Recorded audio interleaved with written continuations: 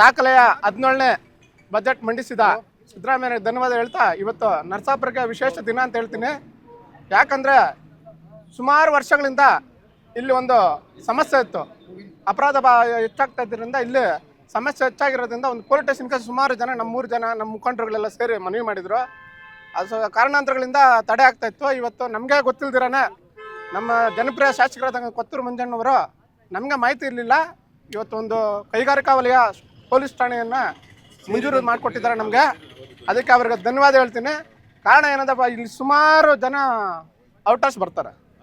ಅವ್ರು ಇಲ್ಲಿ ಸಾವಿರಾರು ಜನ ನರಸಾಪುರದಲ್ಲಿ ಇಂಡಸ್ಟ್ರಿಯಲ್ ಏರಿಯಾದಲ್ಲಿ ಇದ್ದಾರೆ. ಅವ್ರಿಗೆ ಸುರಕ್ಷಿತ ಇಲ್ಲ, ಅಸುರಕ್ಷಿತ ಕಾಡ್ತಾ ಇತ್ತು.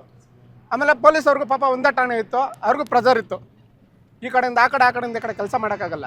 ಸ್ವಲ್ಪ ಸಣ್ಣ ಪುಟ್ಟ ಸ್ಟೇಷನ್ಗಳಿಂದ ಹೊರ ಠಾಣೆಗಳಿಂದ ಕೆಲಸ ಮಾಡೋಕ್ಕಾಗ್ತಾಯಿಲ್ಲ, ಸಿಬ್ಬಂದಿ ಕೊರತೆ ಇತ್ತು. ಅದು ಇವತ್ತು ನೀಗ್ತಾ ಇದೆ. ಒಂದು ವರ್ಷದಲ್ಲಿ ನಮಗೆ ಒಂದು ಹೊಸ ಠಾಣೆ ಬರ್ತಾ ಇದೆ.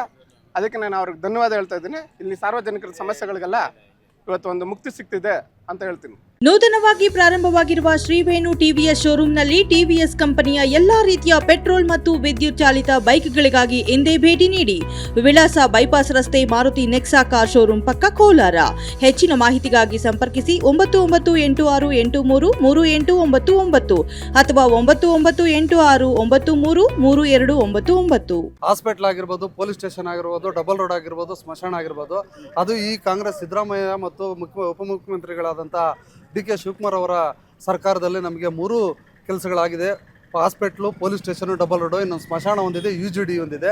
ಅದನ್ನು ಮುಂದೆ ಮಾಡಿಕೊಡ್ತಾರೆ ಅಂತ ಹೇಳ್ತಾ ಕೊತ್ತೂರು ಮಂಜಣ್ಣವರು, ನಜೀರ್ ಅಹಮದ್ ಸಾಹೇಬರು ಮತ್ತು ಅನಿಲ್ ಅಣ್ಣವರು ಇವರೆಲ್ಲರೂ ಸಹಕಾರದೊಂದಿಗೆ ಬೈರತಿ ಸುರೇಶ್ ಅಣ್ಣವರು, ಉಸ್ತುವಾರಿ ಮಂತ್ರಿಗಳ ಬೈರತಿ ಸುರೇಶ್ ಅಣ್ಣವರು ಸಹಕಾರದೊಂದಿಗೆ ನಮಗೆ ಇವತ್ತು ಈ ಕೆಲಸಗಳಾಗಿದೆ. ತುಂಬ ಧನ್ಯವಾದಗಳನ್ನ ಹೇಳೋಕ್ಕೆ ಇಷ್ಟಪಡ್ತೀನಿ. ಪೊಲೀಸ್ ಸ್ಟೇಷನ್ನು ಅನಾನುಕೂಲ ಅಂದರೆ ನಾವು ಏನೇ ಒಂದು ತೊಂದರೆಗಳಾದಾಗ, ಇಲ್ಲಿ ಕಂಪ್ಲೇಂಟ್ಸ್ ಆದಾಗ ನಾವು ವೇಮಗಲ್ಲಿಗೆ ಹೋಗಬೇಕಾಗಿತ್ತು. ಆದರೆ ಈಗ ಹೊರಭಾಗದಿಂದ, ಹೊರ ರಾಜ್ಯಗಳಿಂದ ಬಂದಂಥ ಕಾರ್ಮಿಕರು ಮತ್ತು ಇವರು ಹೊರ ಉದ್ಯೋಗಿಗಳು ನರಸಾಪುರದಲ್ಲಿ ತುಂಬಿರೋದ್ರಿಂದ ಜನಸಂಖ್ಯೆ ಜಾಸ್ತಿ ಆಯಿತು, ಕ್ರೈಮ್ಸು ಜಾಸ್ತಿ ಆಗ್ತಾಯಿದೆ, ಗಾಂಜಾ ಇವೆಲ್ಲ ಜಾಸ್ತಿ ಆಗ್ತಾ ಇರೋದ್ರಿಂದ ಅವೆಲ್ಲ ತಡೆಗಟ್ಟೋಕ್ಕೋಸ್ಕರ ನಾವು ಪೊಲೀಸ್ ಸ್ಟೇಷನ್ ಪ್ರಯತ್ನ ಒಂದು 5 ವರ್ಷಗಳ ಪ್ರಯತ್ನ ಪಡ್ತಾಯಿದ್ದೀವಿ.